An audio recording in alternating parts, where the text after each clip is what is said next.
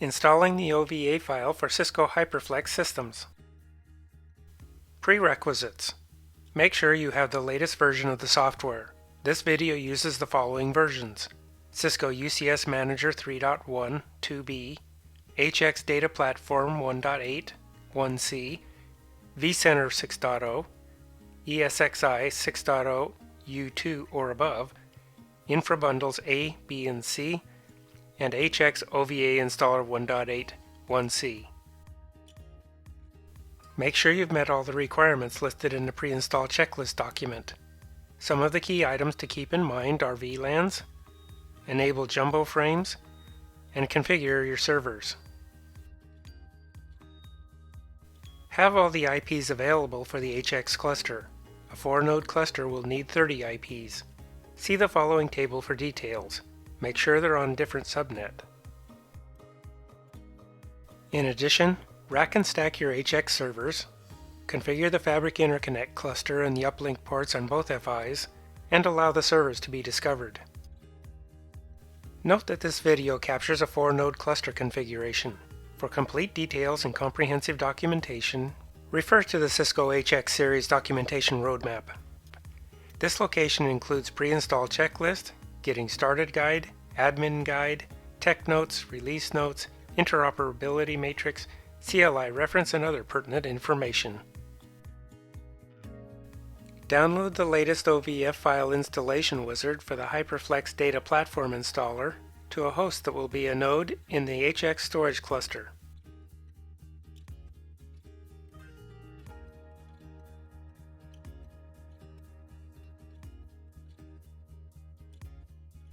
Accept the license agreement.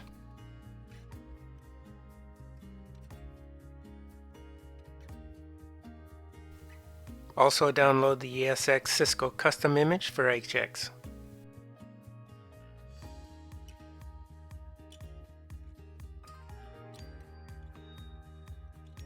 Select the node where the HXDP installer is to be deployed. Using the vSphere web client, navigate to vCenter. Select File, then Deploy OVF Template. In the wizard, navigate to where you've downloaded the OVF file and click Next. Verify the OVF template details and click Next. Type in a custom name for the installer template, then click Next. Specify the location where you want to store the virtual machine files. Click Next. Accept the defaults for provisioning and click Next. Select the management network for the deployed template to map source and destination networks so the installer VM will be able to communicate with the host. Click Next.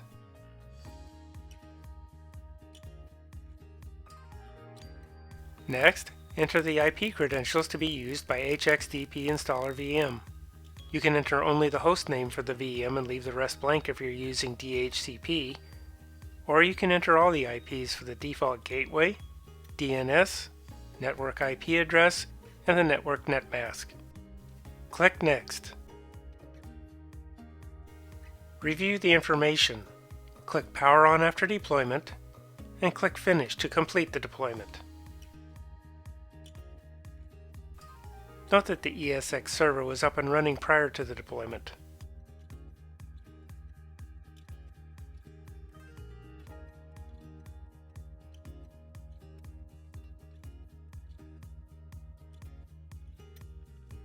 Log into the system with root and accept the terms and conditions.